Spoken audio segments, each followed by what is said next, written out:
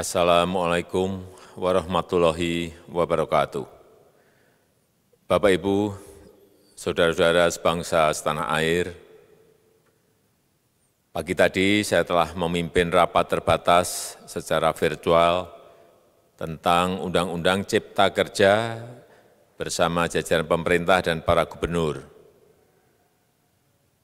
Dalam undang-undang tersebut terdapat 11 klaster yang secara umum bertujuan untuk melakukan reformasi struktural dan mempercepat transformasi ekonomi.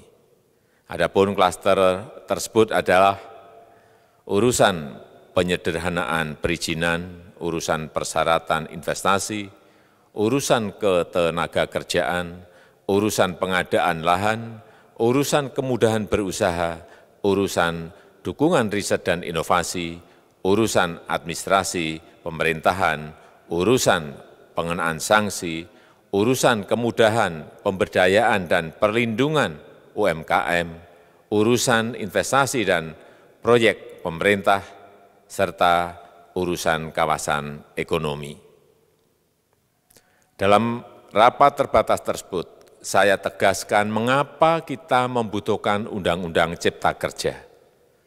Pertama, setiap tahun ada sekitar 2,9 juta penduduk usia kerja baru, anak muda yang masuk ke pasar kerja, sehingga kebutuhan atas lapangan kerja baru sangat-sangat mendesak.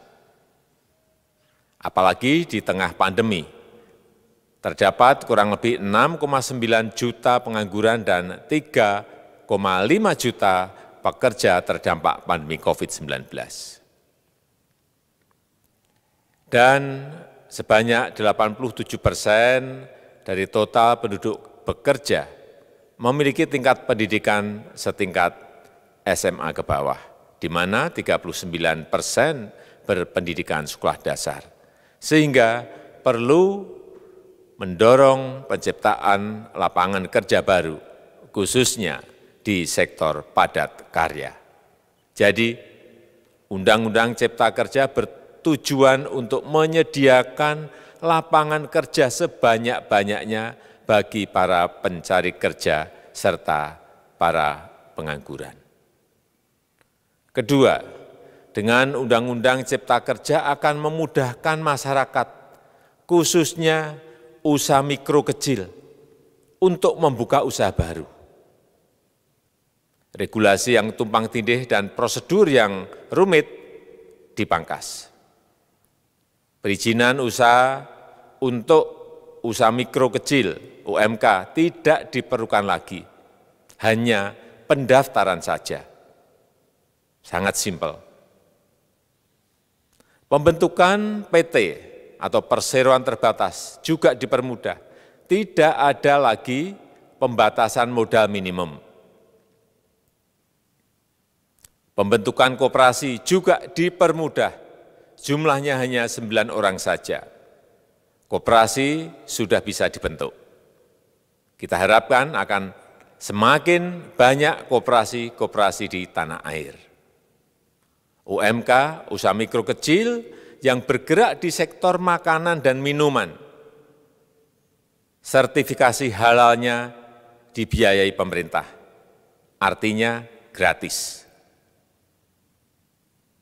Izin kapal nelayan penangkap ikan misalnya, hanya ke unit kerja Kementerian KKP saja. Kalau sebelumnya harus mengajukan ke Kementerian KKP, Kementerian Perhubungan, dan instansi-instansi yang lain. Sekarang ini cukup dari unit di Kementerian KKP saja. Ketiga, Undang-Undang Cipta Kerja ini akan mendukung upaya pencegahan dan pemberantasan korupsi. Ini jelas karena dengan menyederhanakan, dengan memotong, dengan mengintegrasikan ke dalam sistem perizinan secara elektronik, maka pungutan liar, pungli dapat dihilangkan. Namun, saya melihat adanya unjuk rasa penolakan Undang-Undang Cipta Kerja yang pada dasarnya dilatar belakangi oleh disinformasi mengenai substansi dari undang-undang ini dan hoax di media sosial. Saya ambil contoh, ada informasi yang menyebut tentang penghapusan UMP, upah minimum provinsi, UMK, upah minimum kota kabupaten, UMSP, upah minimum sektoral provinsi. Hal ini tidak benar, karena faktanya upah minimum regional, UMR, tetap ada. Ada juga yang menyebutkan bahwa upah minimum dihitung per jam. Ini juga tidak benar. Tidak ada perubahan dengan sistem yang sekarang. Upah bisa dihitung berdasarkan waktu dan berdasarkan hasil. Kemudian adanya kabar yang menyebutkan bahwa semua cuti sakit, cuti kawinan, cuti khitanan, cuti baptis, cuti kematian, cuti melahirkan, dihapuskan. Dan tidak ada kompensasinya. Saya tegaskan juga ini tidak benar. Hak cuti tetap ada dan dijamin. Kemudian apakah perusahaan bisa mem-PHK kapanpun secara sepihak? Ini juga tidak benar. Yang benar, perusahaan tidak bisa me-PHK secara sepihak. Kemudian juga pertanyaan mengenai benarkah jaminan sosial dan kesejahteraan lainnya hilang. Yang benar, jaminan sosial tetap ada. Yang juga sering diberitakan tidak benar adalah mengenai dihapusnya AMDAL, analisis mengenai dampak lingkungan. Itu juga tidak benar. AMDAL tetap ada. Bagi industri besar harus studi AMDAL yang ketat. Tetapi bagi UMKM lebih ditekankan pada pendampingan dan pengawasan. Ada juga berita mengenai Undang-Undang Cipta Kerja ini mendorong komersialisasi pendidikan. Ini juga tidak benar. Karena yang diatur hanyalah pendidikan formal di kawasan ekonomi khusus, di KEK. Sedangkan perizinan pendidikan tidak diatur di dalam Undang-Undang Cipta Kerja ini. Apalagi perizinan untuk pendidikan di pondok pesantren. Itu tidak diatur sama sekali dalam Undang-Undang Cipta Kerja ini. Dan aturannya yang selama ini ada tetap berlaku. Kemudian diberitakan bahwa keberadaan bank tanah.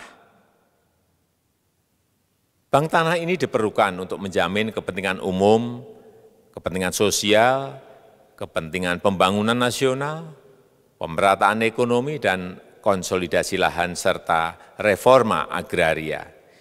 Ini sangat penting untuk menjamin akses masyarakat terhadap kepemilikan tanah, kepemilikan lahan.